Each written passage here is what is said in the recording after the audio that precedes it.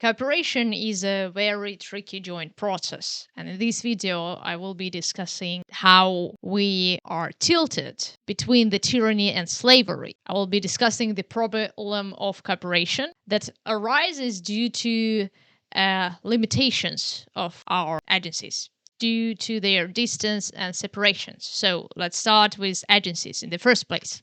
So each person has a separate agency. This is important to state that we differ from each other biologically, psychologically, experientially, informationally. You can say that we are different on all of these levels simultaneously. This difference of you being a separate agent makes another person an outsider to you, an external agent. It creates a distance, an obvious distance between you and another person. Now, this distance between you and another person creates a problem, which I will mention in cooperation. But first, let's understand it deeper. What does it mean? It means that I am a whole system. Parts of my organism cooperate for the whole. And other people are not a part of my internal system. They are a separate system. And I experience them as external environment. That is, I discover them. I learn. I get to know them. When we interact with people, we gather data, we feel, we observe, we listen, we task, we notice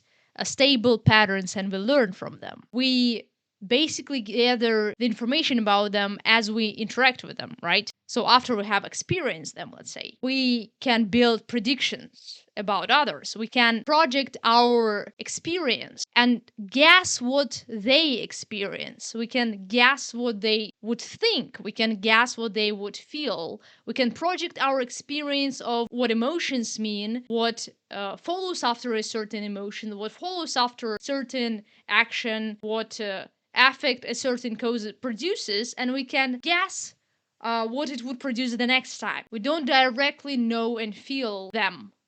We guess what they would feel and think, right? As we live, we experience things, and as we live those things through, as we experience them, we understand and we recognize the patterns of other people's agencies. We could have a better understanding of its continuation, how they would act the next day, what they would do, what they would perhaps say, what would be their desires or fears. But they still remain external to us. This is very important because you still directly don't feel it. You project your experience, you project your data, you project your emotions onto other people.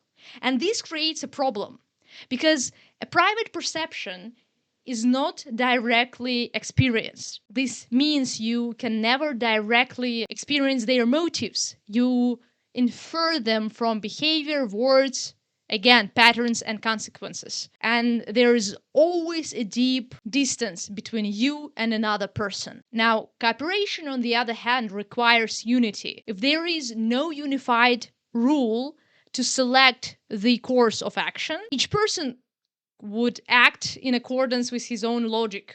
Everyone would do whatever they want to, and all these combined actions would not create a productive result. It would interfere with efficiency. These actions would interfere with each other, and a productive result would either be not achieved or achieved less efficiently. So it stands of the way of efficient cooperation. Those interfering actions become an obstacle to a productive output.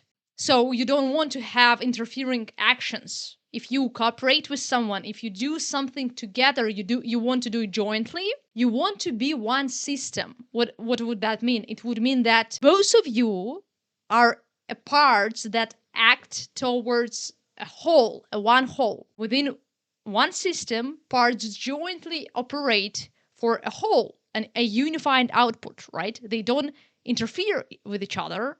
They are integrated. They operate together.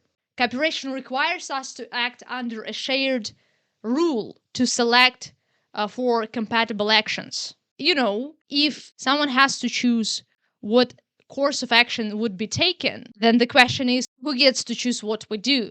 Is it me? Is it you? Is it both of us? If it's me, if I completely get to choose everything, that would upset you because you didn't get a choice. You almost instantly suspect that your desires wouldn't be realized because you know that even if I would really try hard to represent everything you want, I would underrepresent what you want because I don't get directly to experience you and your desires and your fears. I just project them from my own. And you can be just assured that I will, project them incompletely. And so most people try to negotiate if they don't want to leave the other party out. So if both of us get to choose, we need to negotiate.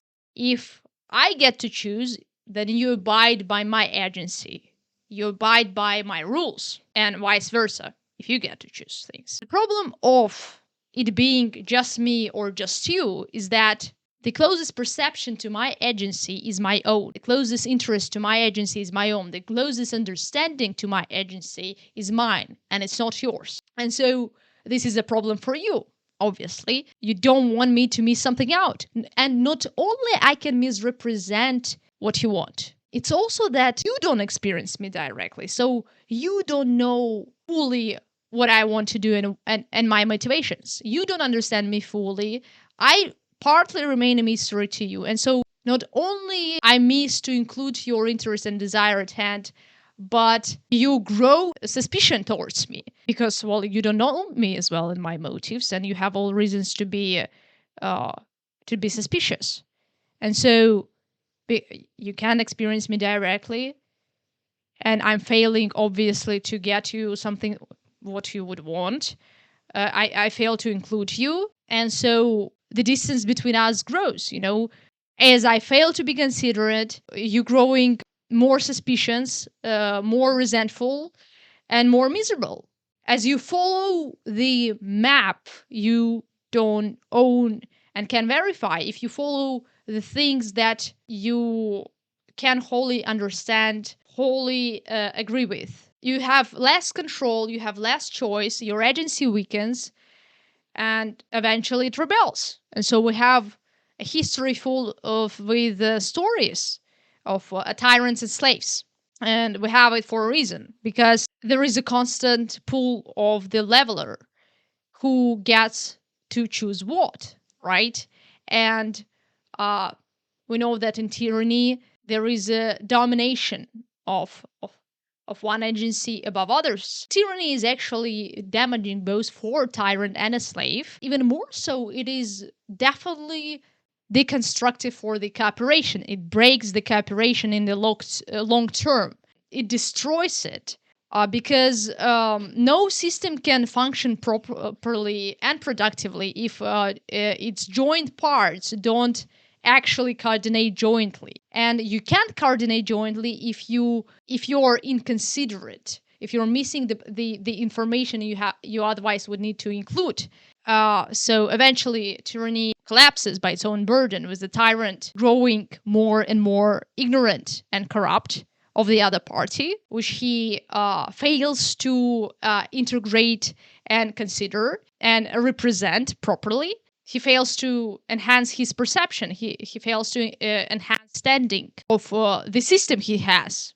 So eventually the system collapses as he loses control, because at some point slaves rebel. They have been growing more and more miserable and resentful, and they at some point are ready to attack the tyrant and regain the justice and to revenge for all the sins committed by tyrants, as known and unknown sins, as the story goes. This is a typical story of tyranny that brings its own ruin. So we can imagine a tyrant, we can imagine a dictator who gains the complete dominion and doesn't act in the best interest of other people and only acts with consideration of himself. But now let's bring another example.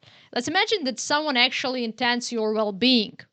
Let's say your loving family, right? What if your loving family would get to choose instead of you, and you would just comply and you would cooperate? That sounds as a possible solution out of the problem. You need unity to cooperate. You need unity in goal. You need unity in thought and in agreement and in rules. And someone has to decide for the rules. Someone has to bring the rules forward, someone has to establish it, someone has to determine the rules and to claim them. So let's imagine for a moment that your loving family, who is well intended, it doesn't want to be a tyrant. It chooses to be the decision maker, perhaps the sole decision maker. So what would happen in this scenario? If your loving family replaces your agency, if you allow them to replace your agency, let's have it another way, then they become similarly tyrannical to you because of the same problem that persists. The agency of your family members, of your parents, let's say, is external to yours. There is a distance in experience. There is a distance in understanding. You can't directly experience them, and they can't directly experience you as they would experience their inner system. And so this distance creates ambiguity. It creates predictability error, even if they extend your well-being, even if they want to act within your best interest. The problem is that your best interest will be determined by their agency, by the agency that is distant to yours. And they would project, they wouldn't feel your desires, fears, pains, or priorities. They would project your desires, fears, and priorities. And so whatever path they would choose for you, it would necessarily be not the same path you would choose for yourself, because they misrepresent you due to the existing limitation of data, of experience. However, you are the one who suffers the consequences. You are the one who is paying the cost of the life that has been optimized by someone else's projections. So if your family is the sole decision maker in any of your interactions, obviously your agency weakens. You get less to decide. You get a less space for action, for choice, for self-expression, let's say. Even if remaining compliant, you hate it. So you grow more resentful and eventually rebellious. Again, we are reminded of the case of a tyrant, a slave, which starts resembling this case of a loving family that just gets to decide something for you. And it starts to resemble it because of this persistent problem of agencies that are separated from each other, that are external to each other, that are experiencing each other as strangers in a context of their inner system. Okay, so what do if you grow resentful and rebellious? Even if you are compliant at a surface level, you're secretly searching or hoping for the opportunity to regain your freedom and to regain your agency and to regain the strengths for your agency, the strengths for action and for choice and for control, for self-expression. Now it's as close as the story of a tyrant, a slave, as it gets. And we know how this story ends, because the slave eventually rebels, and it's nothing good for a tyrant as well. But it also goes pretty bad for a slave. And all this thing is just terrible in the terms of cooperation, and also in the terms of a system they've been having. Let's say the city, community, definitely terrible for cooperation, definitely terrible for productive cooperation. Now, no matter how many people cooperate together, these problems persist. The question remains, who holds the leveler? Who gets to decide what we're doing? Now, we know historically we have the formation of natural hierarchies, with everyone desiring to be at the top, holding the leveler, deciding what we will be doing.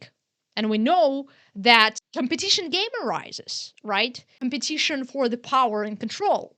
Each one pulling the leveler to gain the control. Each one trying to dominate, so not to be subdued, so not to be dominated. So where is the escape from these problems? Because they obviously exist for a reason. There should be a unifying principle for cooperation. There should be something, some unity under which we would cooperate. Because if we have too much of conflicting actions, conflicting thoughts and interfering thoughts, we can't come up with a productive, compatible flow, with compatible actions. And so we need a unifying process. We need something which would make otherwise separate agencies unified together under something. So, what would make it possible?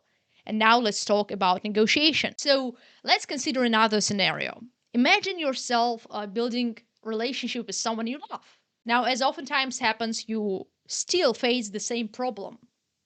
You're doing something together. Let's say you're living with your partner. So, and this is pretty much a cooperative act, but still, let's get into details. Let's say you're planning a trip together. The same problem persists. Who gets to decide what will be planned? Who is planning the trip? Who gets to decide what we will be doing in the trip? Who gets to plan all, right? And to execute as well. So, okay, so there are certain things that should be thought through, and now who gets to decide them? And now, if you are considerate enough of your partner, you want to include him or her in this process as well, right? Unless, of course, you agreed prior to that, one of you will be planning, but you at least negotiate what you want from the trip. Just because if you're considerate of your partner, you want your partner to be satisfied. You want your partner to have fun at the trip too, right? You don't want to be the only one enjoying it. So you negotiate what you want so you wouldn't get it wrong, right? And that's what cooperation is. It's a joint action, as well as the trip and as well as the planning of the trip, right? Obviously, it's important what you're planning because it determines what you will be doing. And so usually you really want to events unfold in the way you would prefer them, right? So you being disinterested, what would be happening, would you be doing? You still have your thoughts about it, you still have your desires about it, and they are either negotiated or partially ignored. Unless you think that your partner completely aware of everything you know, which happens, let's just say not always. Right.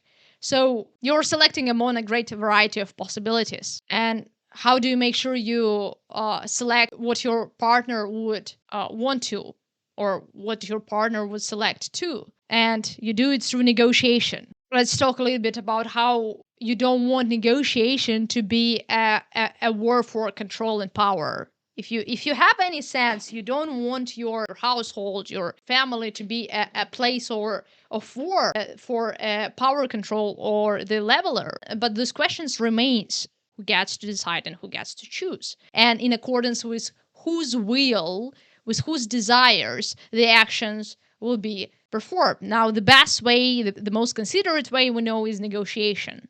And negotiation says this: let's make an agreement.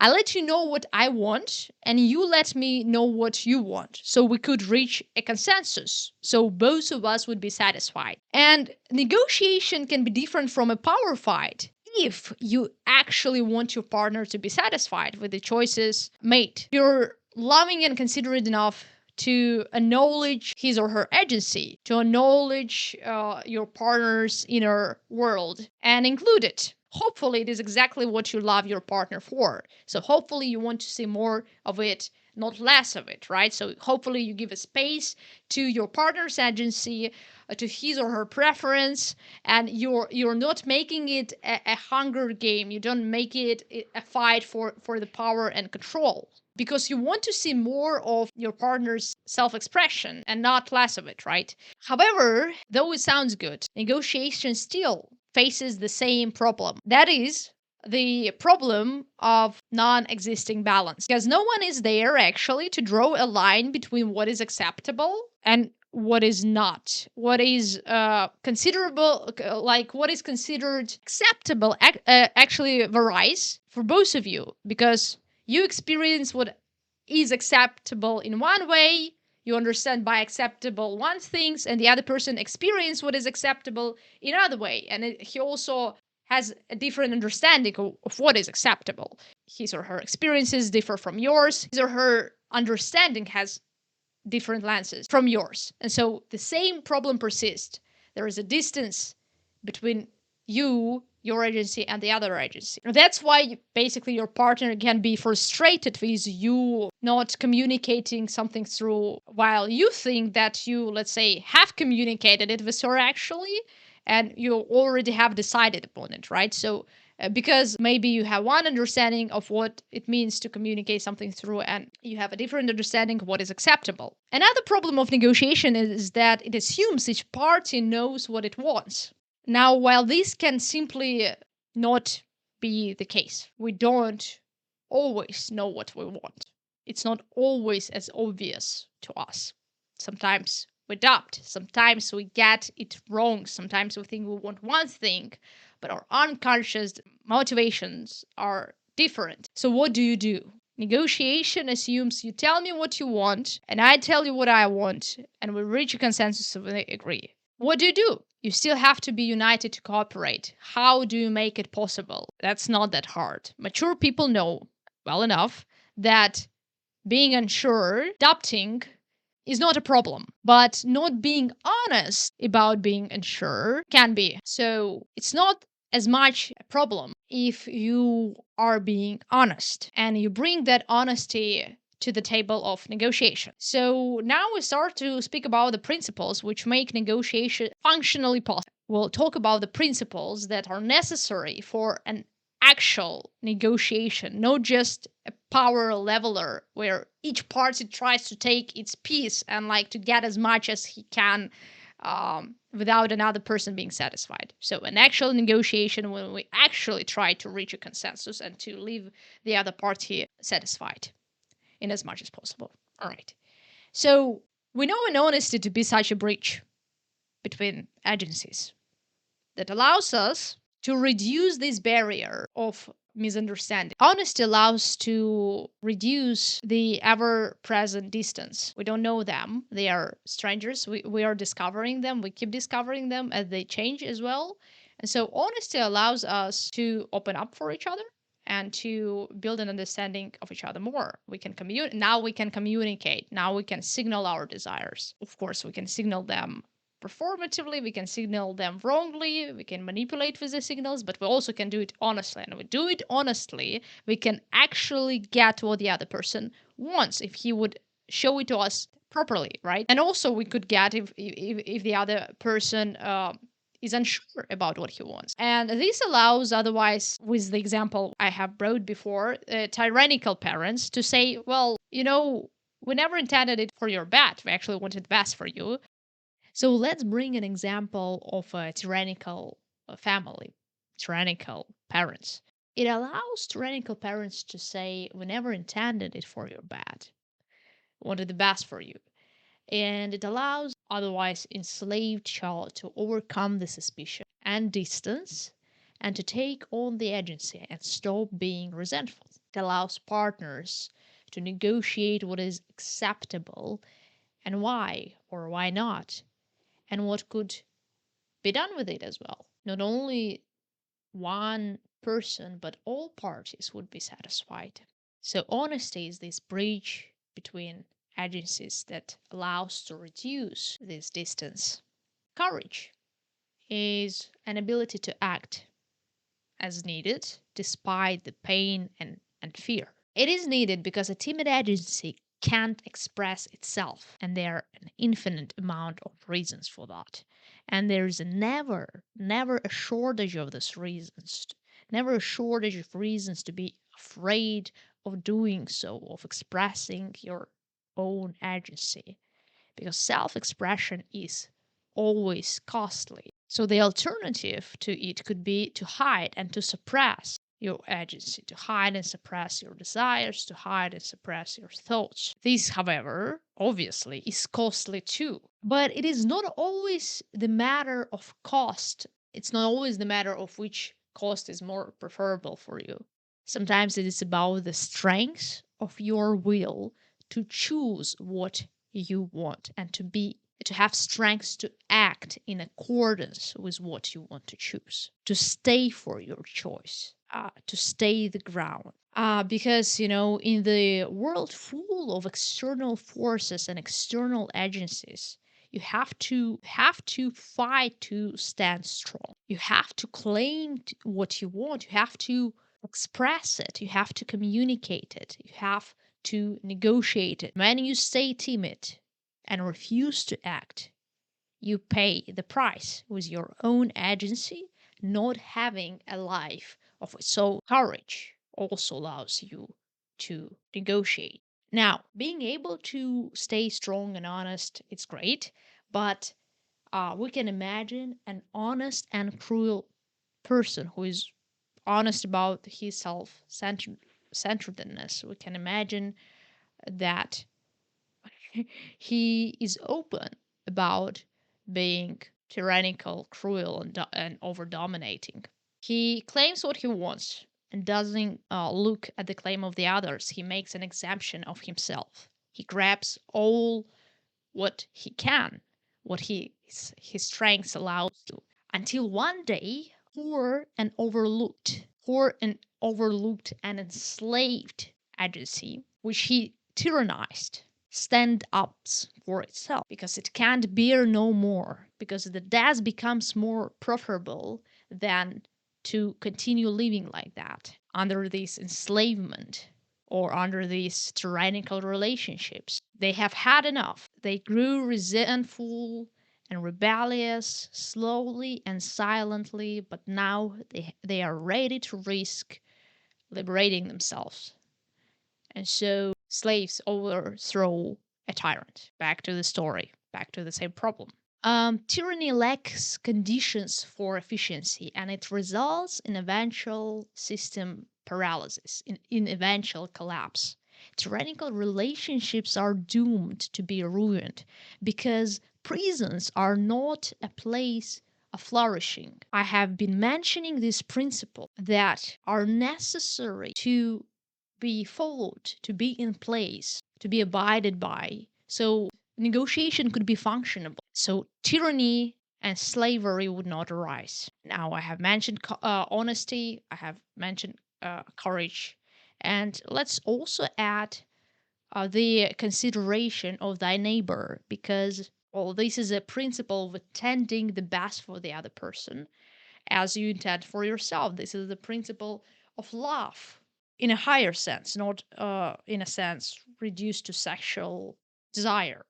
It's a golden rule, right? Do unto others as you would have them do unto you. That is, be guided by the best interest at hand for them, just as you are for yourself. And we could also add other principles, let's say like faith, which is important. It's very important principle because it's also not great to have an honestly loving and courageous but winning, whining, and gloomy, and pessimistic, and hopeless person you negotiate with. It's really not great to have such agency that fails to maintain its optimism in difficulties.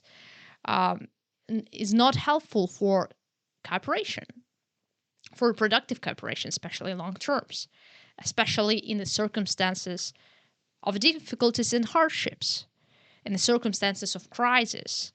It becomes increasingly relevant. And courage too shall have a foundation, right? It should have something to be based upon. So it wouldn't be just performative. So it wouldn't be just an overconfidence. So it would actually have a ground. And faith or believe in a goodness, let's say, could be one of the reasons for courage, right? Could be one of the reasons to be courageous. Now, this faith also shouldn't be based on something performative. It be based on something what deeply matters and what is also true, right? And what you could believe in as well, what you could really hope for, because otherwise, why would you have this faith? If it's performative, if it's fake, if you don't even believe it, if you just try to suppress all your fears and pessimism. Your faith in goodness should also be grounded on something, right?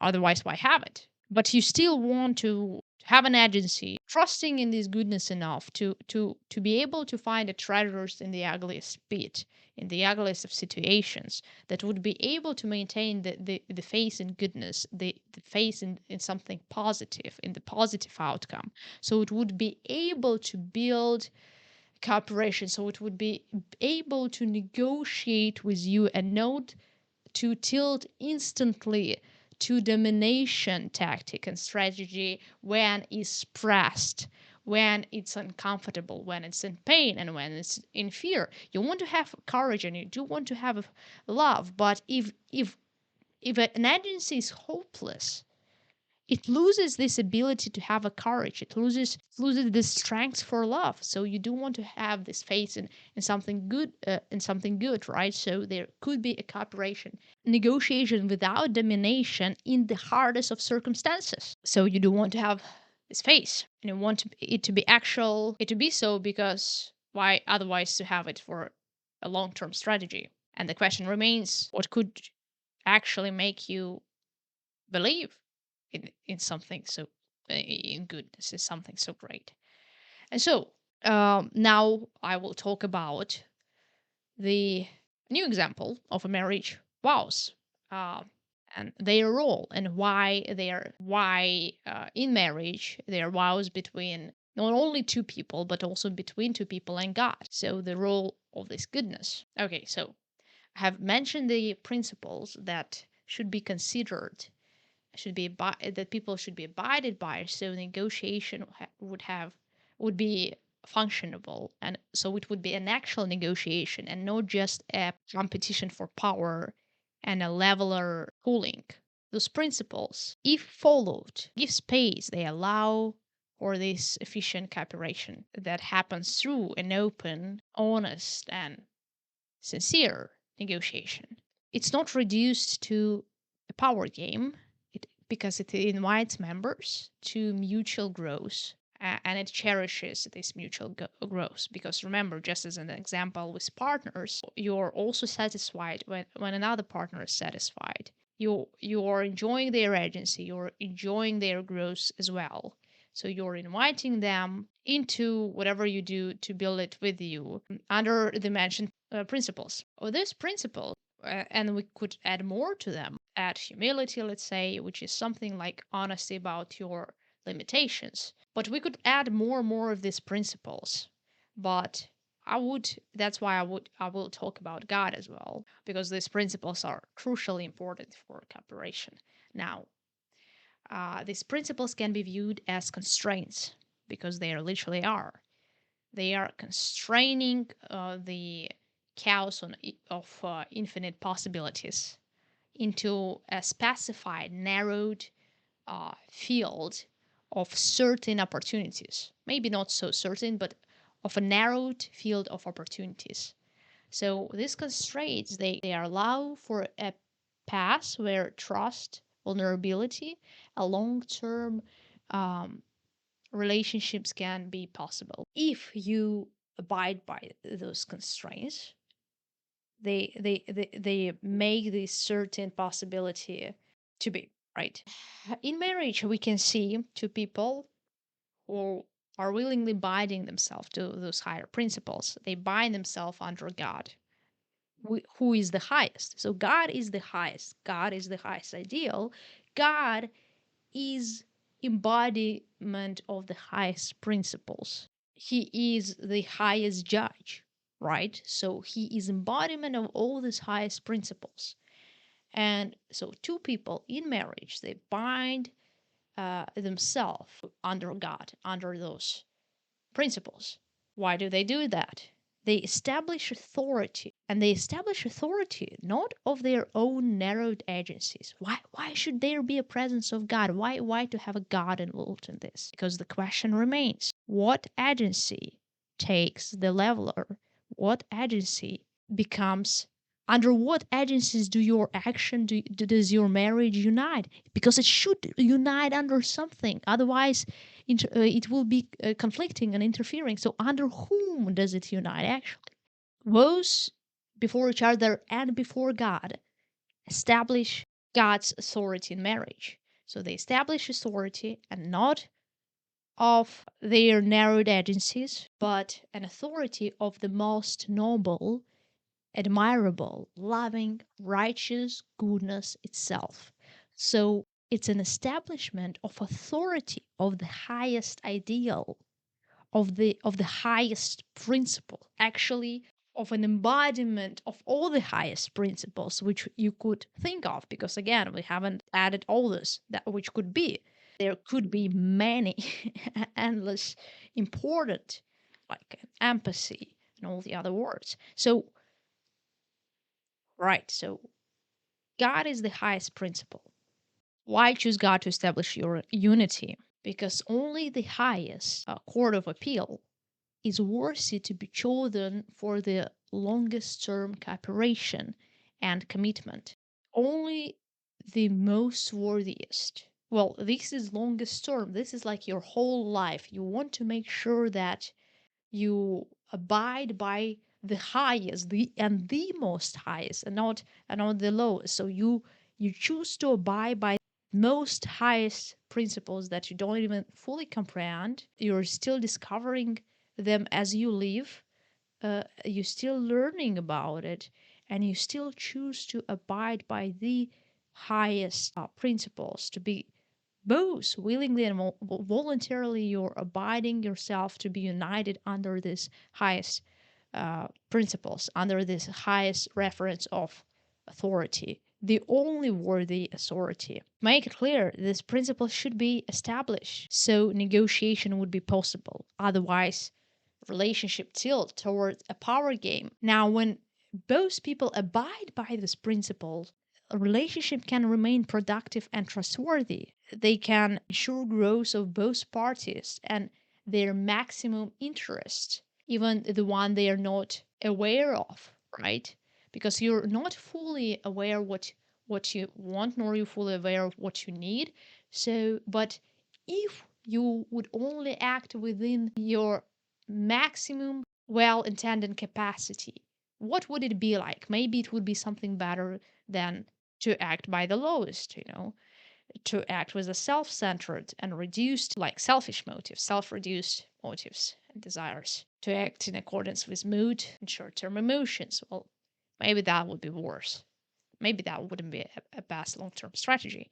So you choose God as the highest reference. To live before God is to abide by those principles voluntarily. It is to choose something higher than you to guide your relationship, something external to both of you. So no one from you gets to hold this leveler.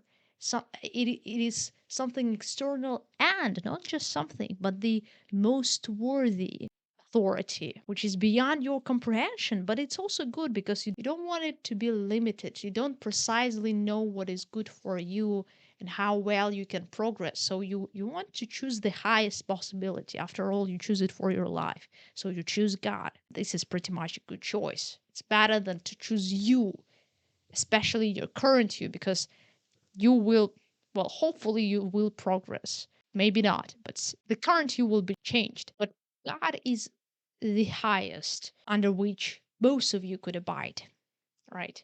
And so this reference to the highest allows both parties to abide by higher authority than just their private agencies. And meanwhile, it also allows the hierarchy, let's say, of power, or I don't know, maybe of resources or anything else to be present, if everyone still abides under the highest external authority, which judges them all, right? So maybe you have more power, but you're still judged by the highest authority, which is like the best intended for everyone. Still should act with the consideration of this highest principle, which would be pretty good for functional negotiation. Now, those nuances are important. They change everything, and this why I will expand on them in details in a separate video in the upcoming discussion. But the logic behind it is simple. The highest authority is supposed to be judging all agents, and so it's supposed to be external to them. It doesn't supposed to be equal to some agency within. It's supposed to be truly external to any of those agencies because it's supposed to be judging them all. Everyone is supposed to abide by it. So no agency would be holding the leveler of power. So no agency would be tilted to tyranny. So those highest principles that allow for functional negotiation would be maintained. So it should be truly external to any one of them. It should be truly highest.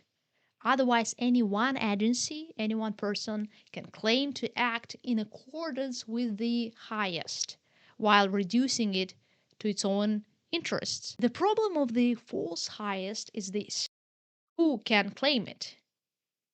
If I claim I have access to it, I can use it to my own advantage. I can manipulate it. I can justify it to be that I have acted in accordance with highest.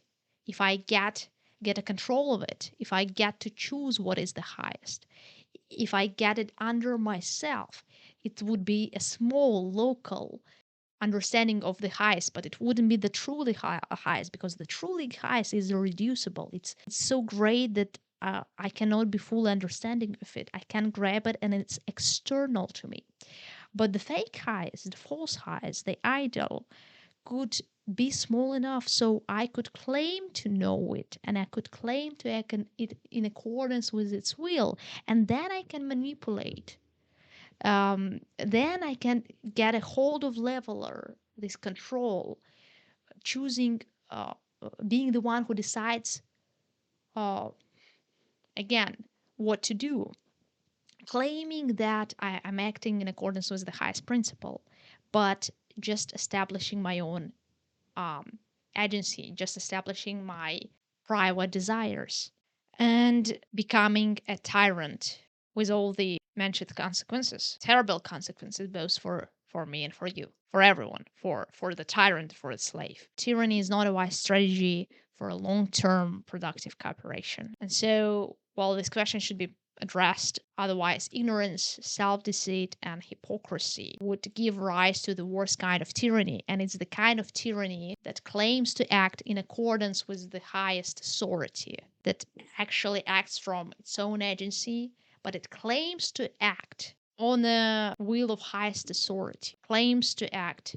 from the highest, but it acts within its own and it tyrannizes others. It manipulates with its term and it justifies its own actions and it rationalizes what it wants, not acting in accordance with this mentioned principles that allow for an actual negotiation and no dominance. So it becomes tyrannical, becomes corrupt, and it becomes ignorant, and it brings the collapse. And this would be a discussion of the next video. How do we know what is truly highest and how can we truly follow it?